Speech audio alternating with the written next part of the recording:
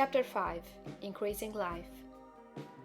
You must get rid of the last vestige of the old idea that there is a deity whose will it is that you should be poor, or whose purposes may be served by keeping you in poverty. The intelligent substance which is all, and in all, and which lives in all, and lives in you, is a consciously living substance. Being a consciously living substance, it must have the nature and inherent desire of every living intelligence for increase of life. Every living thing must continually seek for the enlargement of its life, because life, in the mere act of living, must increase itself. A seed, dropped into the ground, springs into activity, and in the act of living produces 100 more seeds. Life, by living, multiplies itself. It is forever becoming more. It must do so if it continues to be at all. Intelligence is under the same necessity for continuous increase. Every thought we think makes it necessary for us to think another thought. Consciousness is continually expanding. Every fact we learn leads us to the learning of another fact. Knowledge is continually increasing. Every talent we cultivate brings to the mind the desire to cultivate another talent. We are subject to the urge of life, seeking expression, which ever drives us on to know more, to do more, and to be more. In order to know more, do more, and be more, we must have more. We must have things to use, for we learn, and do, and become only by using things. We must get rich, so that we can live more.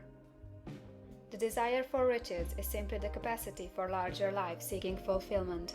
Every desire is the effort of an unexpressed possibility to come into action. It is power seeking to manifest which causes desire. That which makes you want more money is the same as that which makes the plant grow. It is life, seeking fuller expression. The one living substance must be subject to this inherent law of all life. It is permeated with the desire to live more. That is why it is under the necessity of creating things. The one substance desires to live more in you, hence it wants you to have all the things you can use. It is the desire of God that you should get rich. He wants you to get rich, because he can express himself better through you if you have plenty of things to use in giving him expression. He can live more in you if you have unlimited command of the means of life. The universe desires you to have everything you want to have. Nature is friendly to your plans. Everything is naturally for you. Make up your mind that this is true. It is essential, however, that your purpose should harmonize with the purpose that is in all. You must want real life, not mere pleasure of sensual gratification. Life is the performance of function, and the individual really lives only when he performs every function, physical, mental, and spiritual, of which he is capable, without excess in any. You do not want to get rich in order to live swinishly, for the gratification of animal desires. That is not life. But the performance of every physical function is a part of life, and no one lives completely who denies the impulses of the body a normal and healthful expression. You do not want to get rich solely to enjoy mental pleasures, to get knowledge, to gratify ambition, to outshine others, to be famous. All these are a legitimate part of life, but the man who lives for the pleasures of the intellect alone will only have a partial life, and he will never be satisfied with his lot. You do not want to get rich solely for the good of others, to lose yourself for the salvation of mankind, to experience the joys of philanthropy and sacrifice. The joys of the soul are only a part of life, and they are no better nor nobler than any other part. You want to get rich in order that you may eat, drink, and be merry when it is time to do these things, in order that you may surround yourself with beautiful things, see distant lands, feed your mind, and develop your intellect, in order that you may love man and do kind things, and be able to play a good part in helping the world to find truth. But remember that extreme altruism is no better nor nobler than extreme selfishness. Both are mistakes. Get rid of the idea that God wants you to sacrifice yourself for others, and that you can secure his favor by doing so. God requires nothing of the kind. What he wants you is that you should make the most of yourself, for yourself and for others. And you can help others more by making the most of yourself than in any other way. You can make the most of yourself only by getting rich. So it is right and praiseworthy that you should give your first and best thought to the work of acquiring wealth. Remember, however, that the desire of substance is for all, and its movements must be for more life to all.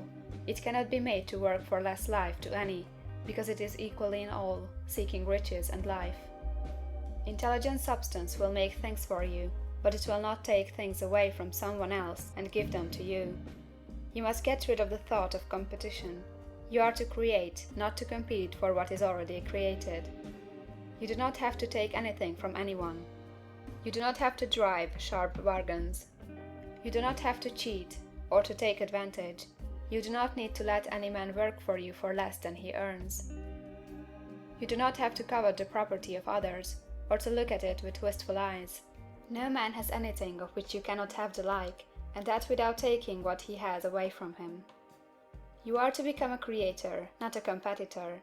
You are going to get what you want, but in such a way that when you get it every other man will have more than he has now. I am aware that there are men who get a vast amount of money by proceeding in direct opposition to the statements in the paragraph above, and may add a word of explanation here. Men of the plutocratic type, who become very rich, do so sometimes purely by their extraordinary ability on the plane of competition, and sometimes they unconsciously relate themselves to substance in its great purposes and movements for the general racial upbuilding through industrial evolution. Rockefeller, Carnegie, Morgan, and others have been the unconscious agents of the supreme in the necessary work of systematizing and organizing productive industry, and in the end, their work will contribute immensely toward increased life for all. Their day is nearly over. They have organized production, and will soon be succeeded by the agents of the multitude, who will organize the machinery of distribution. The multimillionaires are like the monster reptiles of the prehistoric eras. They play a necessary part in the evolutionary process, but the same power which produced them will dispose of them. And it is well to bear in mind that they have never been really rich. A record of the private lives of most of this class will show that they have really been the most abject and wretched of the poor. Riches secured on the competitive plane are never satisfactory and permanent. They are yours today and another's tomorrow. Remember, if you are to become rich in a scientific and certain way, you must rise entirely out of the competitive thought. You must never think for a moment that the supply is limited.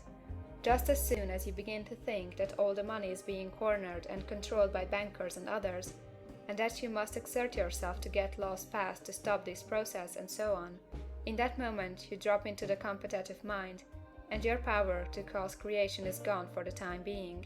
And what is worse, you will probably arrest the creative movements you have already instituted. Know that there are countless millions of dollars worth of gold in the mountains of the earth, not yet brought to light, and know that if there were not, more would be created from thinking substance to supply your needs. Know that the money you need will come, even if it is necessary for 1,000 men to be led to the discovery of new gold mines tomorrow. Never look at the visible supply, look always at the limitless riches in formless substance, and know that they are coming to you as fast as you can receive and use them. Nobody, by cornering the visible supply, can prevent you from getting what is yours. So never allow yourself to think for an instant that all the best building spots will be taken before you get ready to build your house, unless you hurry. Never worry about the trust and combines, and get anxious for fear they will soon come to own the whole earth.